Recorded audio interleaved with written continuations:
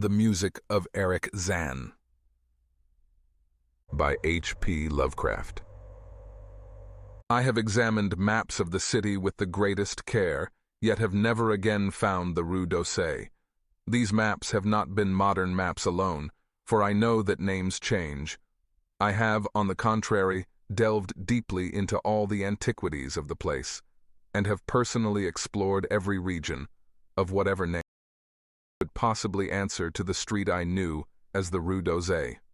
But despite all I have done, it remains an humiliating fact that I cannot find the house, the street, or even the locality where, during the last months of my impoverished life as a student of metaphysics at the university, I heard the music of Erich Zann.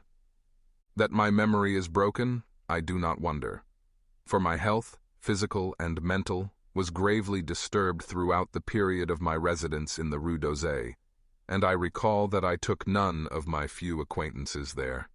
But that I cannot find the place again is both singular and perplexing, for it was within a half-hour's walk of the university and was distinguished by peculiarities which could hardly be forgotten by anyone who had been there. I have never met a person who has seen the Rue d'Orsay. The Rue d'Orsay lay across a dark river bordered by precipitous brick blear-windowed warehouses and spanned by a ponderous bridge of dark stone. It was always shadowy along that river, as if the smoke of neighboring factories shut out the sun perpetually. The river was also odorous with evil stenches which I have never smelled elsewhere, and which may some day help me to find it, since I should recognize them at once. Beyond the bridge were narrow cobbled streets with rails, and then came the ascent, at first gradual, but incredibly steep as the Rue d'Orsay was reached. I have never seen another street as narrow and steep as the Rue d'Orsay. It was almost a cliff, closed to all vehicles, consisting in several places of flights of steps, and ending at the top in a lofty ivied wall. Its paving was irregular, sometimes stone slabs, sometimes cobblestones, and sometimes bare earth with struggling greenish-gray vegetation. The houses were tall, peaked-roofed, incredibly old, and crazily leaning backward, forward, and sidewise. Occasionally, an opposite pair, both leaning forward, almost met across the street like an arch, and certainly they kept most of the light from the ground below. There were a few overhead bridges from house to house across the street. The inhabitants of that street impressed me peculiarly. At first I thought it was because they were all silent and reticent, but later decided it was because they were all very old. I do not know how I came to live on such a street, but I was not myself when I moved there.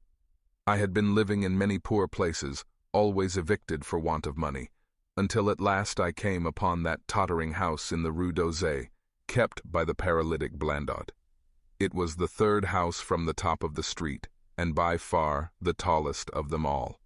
My room was on the 5th story, the only inhabited room there, since the house was almost empty. On the night I arrived, I heard strange music from the peaked garret overhead, and the next day asked old Blandot about it.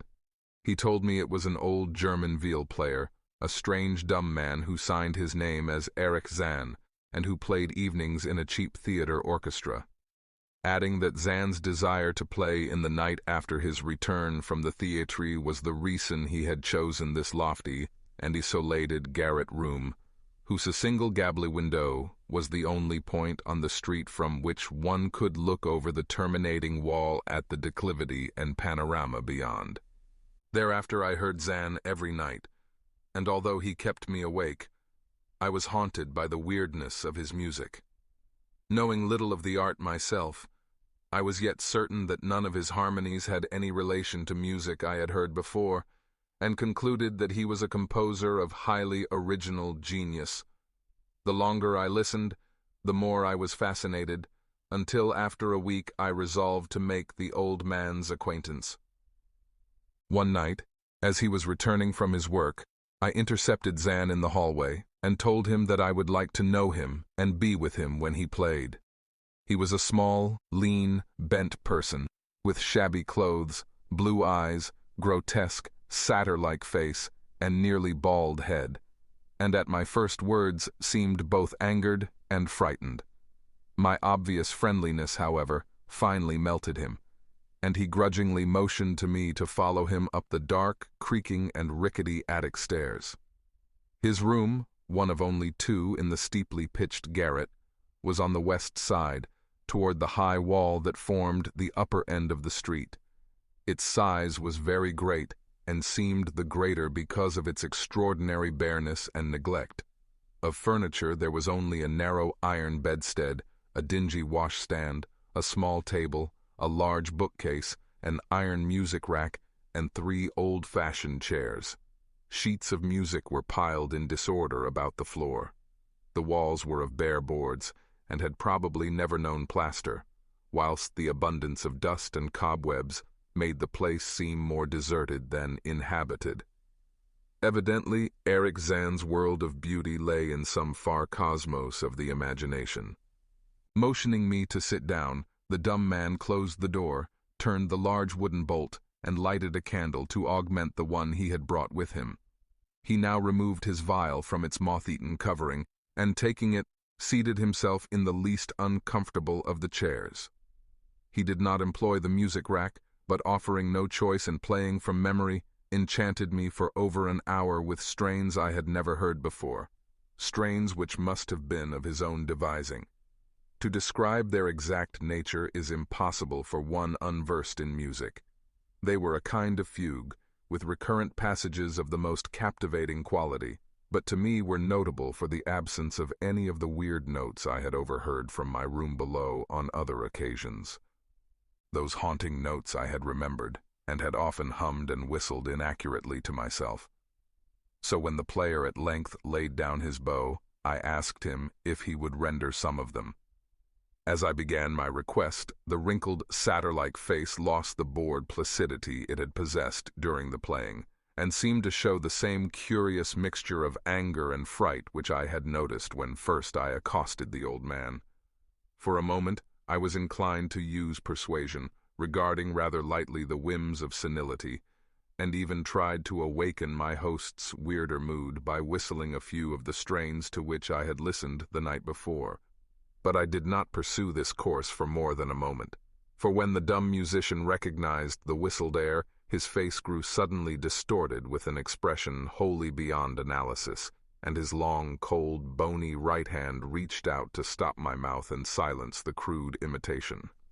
As he did this, he further demonstrated his eccentricity by casting a startled glance toward the lone curtained window, as if fearful of some intruder, a glance doubly absurd, since the garret stood high and inaccessible above all the adjacent roofs, this window being the only point on the steep street, as the concierge had told me, from which one could see over the wall at the summit. The old man's glance brought Blandot's remark to my mind, and with a certain capriciousness I felt a wish to look out over the wide and dizzying panorama of moonlit roofs and city lights beyond the hilltop, which of all the dwellers in the Rue d'Auseil only this crabbed musician could see. I moved toward the window and would have drawn aside the nondescript curtains, when with a frightened rage even greater than before the dumb lodger was upon me again, this time motioning with his head toward the door as he nervously strove to drag me thither with both hands. Now thoroughly disgusted with my host, I ordered him to release me, and told him I would go at once. His clutch relaxed, and as he saw my disgust and offense, his own anger seemed to subside. He tightened his relaxing grip, but this time in a friendly manner, forcing me into a chair, then with an appearance of wistfulness, crossing to the littered table, where he wrote many words with a pencil in the labored French of a foreigner. The note which he finally handed me was an appeal for tolerance and forgiveness. Zann said that he was old, lonely, and afflicted with strange fears and nervous disorders connected with his music and with other things. He had enjoyed my listening to his music, and wished I would come again and not mind his eccentricities. But he could not play to another his weird harmonies, and could not bear hearing them from another, nor could he bear having anything in his room touched by another. He had not known until our hallway conversation that I could overhear his playing in my room, and now asked me if I would arrange with Blondeau to take a lower room where I could not hear him in the night. He would, he wrote, defray the difference in rent. As I sat deciphering the execrable French, I felt more lenient toward the old man. He was a victim of physical and nervous suffering, as was I, and my metaphysical studies had taught me kindness. In the silence there came a slight sound from the window. The shutter must have rattled in the night wind, and for some reason I started almost as violently as did Eric Zann. So when I had finished reading, I shook my host by the hand and departed as a friend. The next day, Blondeau gave me a more expensive room on the 3rd floor, between the apartments of an aged moneylender and the room of a respectable upholsterer. There was no one on the 4th floor. It was not long before I found that Zann's eagerness for my company was not as great as it had seemed while he was persuading me to move down from the 5th story. He did not ask me to call on him, and when I did call, he appeared uneasy and played listlessly. This was always at night. In the day he slept and would admit no one. My liking for him did not grow, though the attic room and the weird music seemed to hold an odd fascination for me. I had a curious desire to look out of that window, over the wall, and down the unseen slope at the glittering roofs and spires which must lie outspread there. Once I went up to the garret during theater hours, when Zann was away, but the door was locked. What I did succeed in doing was to overhear the nocturnal playing of the dumb old man. At first I would tiptoe up to my old 5th floor, then I grew bold enough to climb the last creaking staircase to the peaked garret. There in the narrow hall outside the bolted door with the covered keyhole, I often heard sounds which filled me with an indefinable dread, the dread of vague wonder and brooding mystery. It was not that the sounds were hideous, for they were not, but that they held vibrations suggesting nothing on this globe of earth, and that at certain intervals they assumed a symphonic quality which I could hardly conceive as produced by one player. Certainly Eric Zann was a genius of wild power. As the weeks passed, the playing grew wilder, whilst the old musician acquired an increasing haggardness and furtiveness pitiful to behold. He now refused to admit me at any time, and shunned me whenever we met on the stairs. Then one night, as I listened at the door, I heard the shrieking viol swell into a chaotic babel of sound, a pandemonium which would have led me to doubt my own shaking sanity, had there not come from behind that barred portal a piteous proof that the horror was real, the awful, inarticulate cry which only a mute can utter, and which rises only in moments of the most terrible fear or anguish. I knocked repeatedly at the door, but received no response. Afterward I waited in the black hallway, shivering with cold and fear, till I heard the poor musician's feeble effort to rise from the floor by the aid of a chair. Believing him just conscious after a fainting fit, I renewed my rapping, at the same time calling out my name reassuringly. I heard Zann stumble to the window and close both shutter and sash, then stumble to the door, which he falteringly unfastened to admit me. This time, his delight at having me present was real, for his distorted face gleamed with relief while he clutched at my coat as a child clutches at its mother's skirts. Shaking pathetically, the old man forced me into a chair whilst he sank into another, beside which his viol and bow lay carelessly on the floor. He sat for some time inactive, nodding oddly, but having a paradoxical suggestion of intense and frightened listening. Subsequently, he seemed to be satisfied, and crossing to a chair by the table wrote a brief note, handed it to me, and returned to the table, where he began to write rapidly and incessantly. The note implored me in the name of mercy, and for the sake of my own curiosity, to wait where I was while he prepared a full account in German of all the marvels and terrors which beset him. I waited, and the dumb man's pencil flew. It was perhaps an hour later, while I still waited and while the old musician's feverishly written sheets still continued to pile up, that I saw Zann start as from the hint of a horrible shock. Unmistakably, he was looking at the curtained window and listening shudderingly.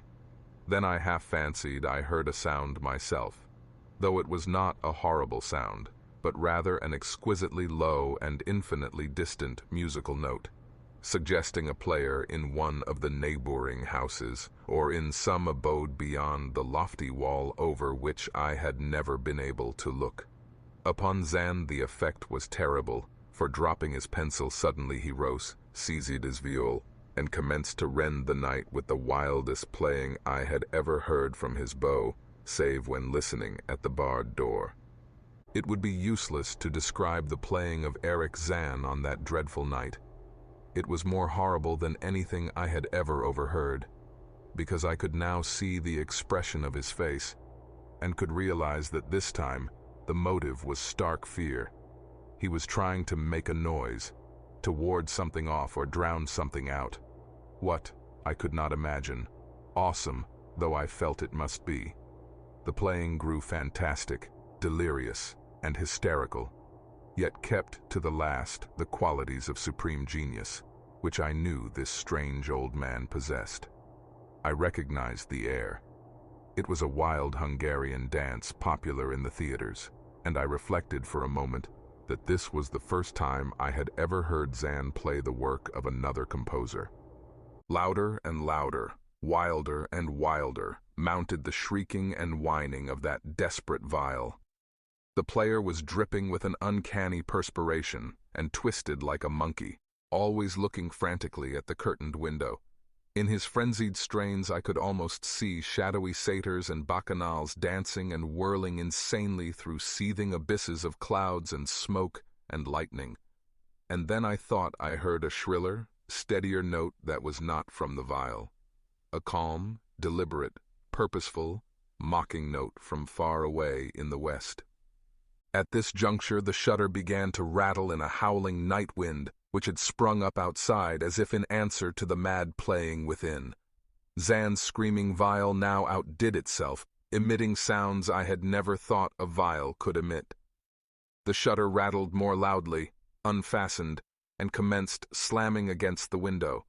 Then the glass broke shiveringly under the persistent impacts, and the chill wind rushed in, making the candles sputter and rustling the sheets of paper on the table where Zann had begun to write out his horrible secret.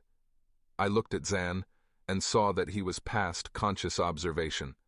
His blue eyes were bulging, glassy, and sightless, and the frantic playing had become a blind, mechanical, unrecognizable orgy that no pen could even suggest. A sudden gust, stronger than the others, caught up the manuscript and bore it toward the window. I followed the flying sheets in desperation, but they were gone before I reached the demolished panes.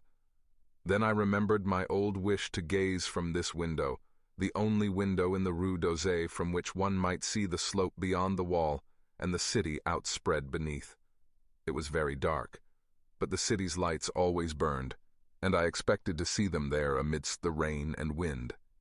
Yet when I looked from that highest of all gable windows, looked while the candles sputtered and the insane viol howled with the night wind, I saw no city spread below, and no friendly lights gleaming from remembered streets, but only the blackness of space illimitable, unimagined space alive with motion and music, and having no semblance to anything on earth.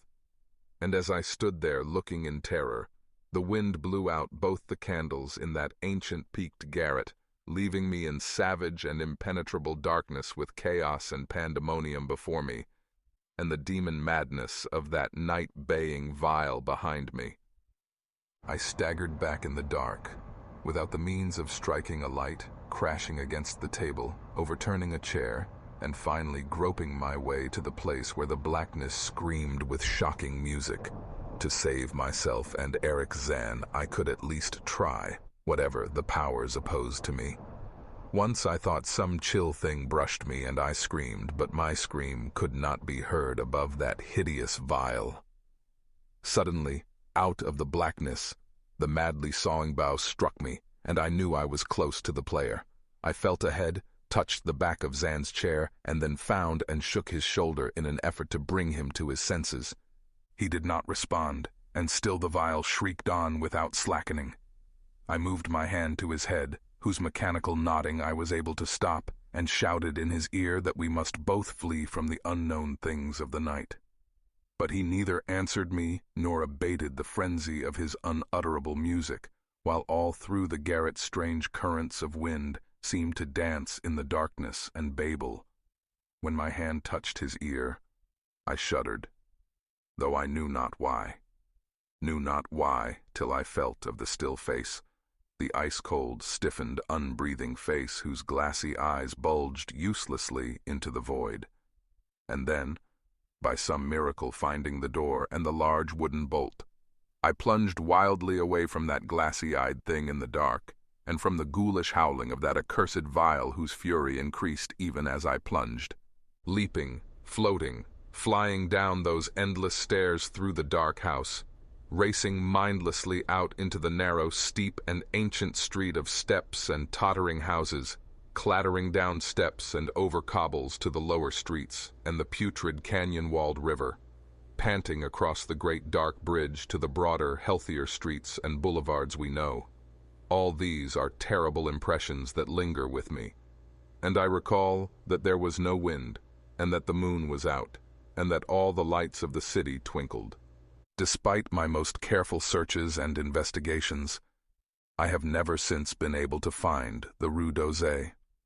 But I am not wholly sorry, either for this or for the loss in undreamable abysses of the closely written sheets which alone could have explained the music of Zann.